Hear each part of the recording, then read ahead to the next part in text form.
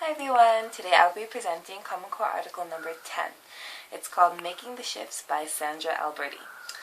And this article is basically about the widespread misconceptions of Common Core, the problem it poses to effective implementation, and how to address it. So the three topics that I'll be talking about today are the old, the new, and the integrated. And in the old, I'll be summarizing what we already know. In the new, I'll be talking about the relevant information brought to light by Sandra Alberti.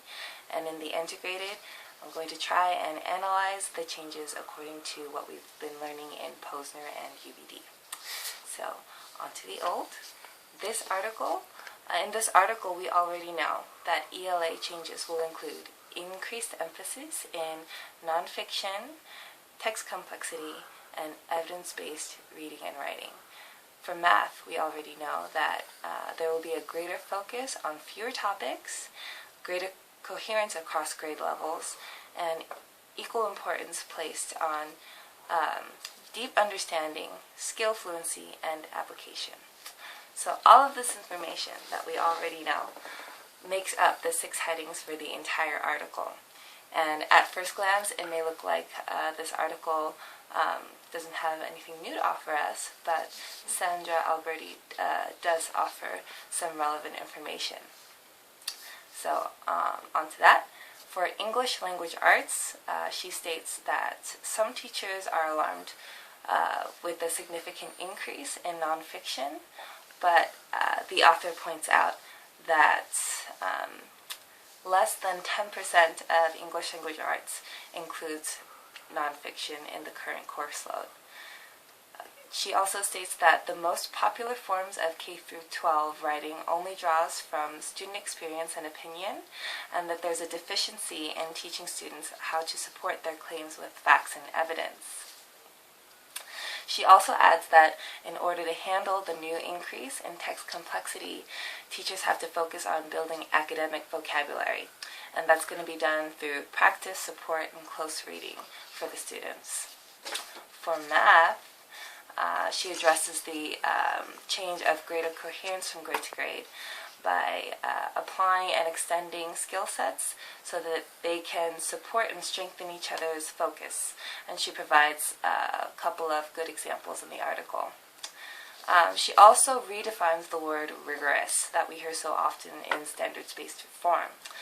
She states that rigorous doesn't necessarily mean harder. It refers to a deep understanding, and that deep understanding includes conceptual understanding, skill fluency, and application or transfer. And that brings me to my third topic, integration. So those 3 aspects of rigorous understanding, conceptual understanding, fluency, application, that all implies the kind of coaching in teaching that we've been learning about in UBD.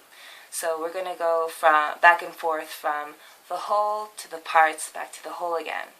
And in the whole, we're going to be clarifying the purposes and essential questions needed for conceptual understanding.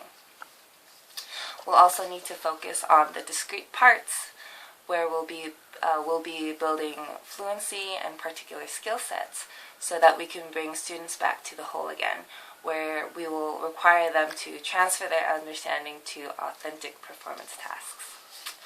Another point I want to make, I'll start by paraphrasing Sandra Alberti.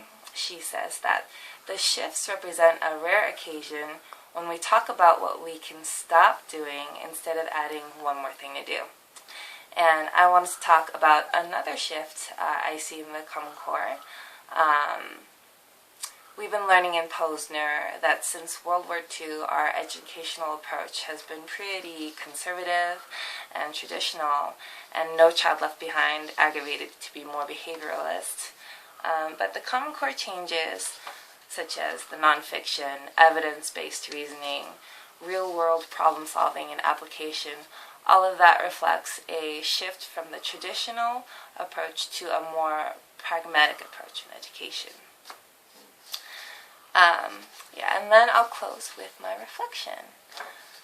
So the more I read about Common Core changes and the supporting rationale the more open I become, the more I actually like it.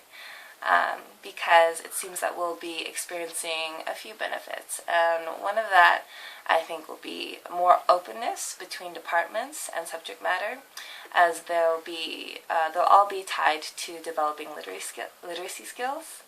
And it seems like there will be indeed more room for meaningful action that we can take in our classrooms. That concludes my summary. Hope you all are doing well, and I'll see you next week on Moodle. Bye-bye.